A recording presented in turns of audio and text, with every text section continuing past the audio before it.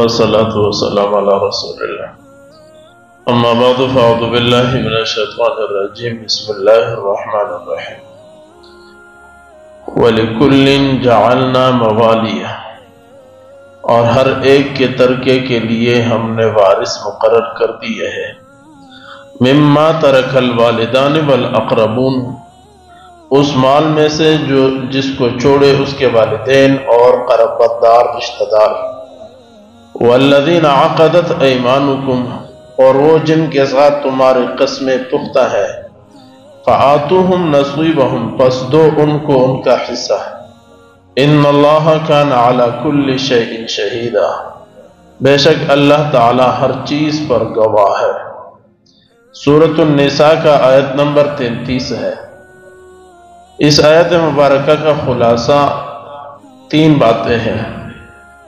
اللہ رب العزت نے سورۃ النساء کے آیت نمبر 11 اور 12 میں میراث کو تفصیل کے ساتھ حصے الگ الگ کر کے بیان فرما دیے جو آپ حضرات نے پڑھ لیے ہیں۔ آج اللہ رب العزت فرماتے ہیں کہ ہر ایک کے لیے ہم نے حصے مقرر کیے ہیں۔ 3 قسم کے لوگوں کو حصے ملتے ہیں میراث میں۔ نمبر 1 ذوی الفروض، وہ لوگ، وہ رشتہ دار جن کے حصے قرآن نے مقرر کر دیے ہیں۔ کون کون ہے وہ پہلے بیان ہو چکے ہیں۔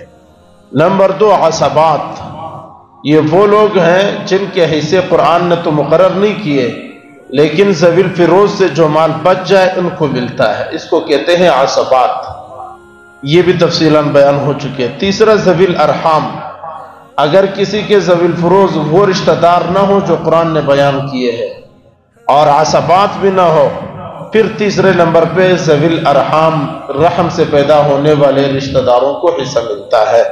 اللہ رب العزت فرماتے ہیں ہم نے ہر ایک کے لیے حصے مقرر کر دیے ہیں جو والدین اور قریبی رشتہ دار چھوڑ دیں۔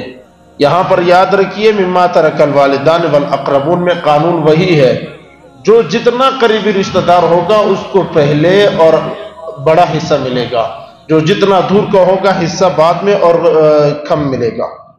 آگے اللہ رب العزت نے فرمایا والذین عقدت ایمانکم، یہ مسئلہ بڑا خاص ہے۔ اسلام سے پہلے بھی اور اسلام کے شروع زمانے میں بھی 2 قوانین تھے۔ ایک کو کہتے ہیں مول الموالات۔ زمانہ جاہلیت میں یہ ہوتا تھا 2 آدمی آپس میں ہاتھ ملاتے تھے اور کہتے تھے کہ تیرا خون میرا خون ہوگا، میرا خون تیرا خون ہوگا، اور میری جنگ تیری جنگ ہوگی اور تیری جنگ میری جنگ ہوگی، تیرا صلح میرا صلح ہے اور میرا صلح تیرا صلح ہے، اور میرا دیت تجھ پر ہے تیری دیت مجھ پر ہے، تو میرا وارث ہوگا میں تیرا وارث ہوں گا۔ اس کو کہتے تھے مول الموالات، ایک دوسرے سے دوستی کا ہاتھ بڑھاتے تھے۔ تو اس کے اوپر پھر جب وہ آدمی مر جاتا تھا تو میراث میں سے 6واں حصہ اس کو ملتا تھا۔ ایک یہ تھا، اور دوسرا یہ تھا کہ شروع اسلام میں جب مہاجرین صحابہ مکے سے مدینے گئے، وہاں پر اللہ کے نبی صلی اللہ علیہ وسلم نے ایک رشتہ قائم کیا تھا۔ اس رشتے کو کہتے ہیں رشتہ مواخات۔ ایک مہاجر اور ایک انصار صحابی، ان دونوں کو آپس میں بھائی بناتے تھے، پھر وہ ایک دوسرے کے وارث ہوتے تھے، اس کو کہتے ہیں رشتہ مواخات۔ یہ مہاجرین اور انصار کے درمیان نبی علیہ السلام نے قائم فرمایا تھا۔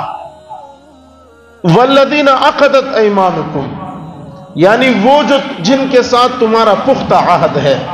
یہ الفاظ تو قرآن میں آج موجود ہے لیکن اس کا حکم منسوخ ہو چکا ہے۔ وَأُولُو الْأَرْحَامِ بَعْضُهُمْ أَوْلَىٰ بِبَعْضٍ سورۃ الاحزاب کی جب آیت نازل ہوئی، اللہ رب العزت نے اس آیت کے حکم کو منسوخ کر دیا ہے۔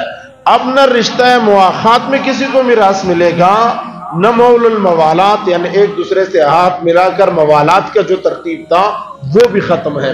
لہٰذا اب حصے مقرر ہیں، معلوم ہے، اس ترتیب پر کسی کو میراث کا حصہ نہیں ملے گا۔ اور اگلے تیسری بات میں اللہ نے فرمایا فآتوہم نصیبہم، ہر ایک کو ان کا حصہ دو۔ میں نے بہت تفصیل کے ساتھ میراث بیان کی ہے، اللہ ہماری طرح میراث کو قبول فرمائے۔ جنہوں نے سنا اللہ رب العزت ان کے لیے ذخیرہ آخرت بنائے۔ بہت تفصیل کے ساتھ ہم نے میراث کو بیان فرمایا ہے۔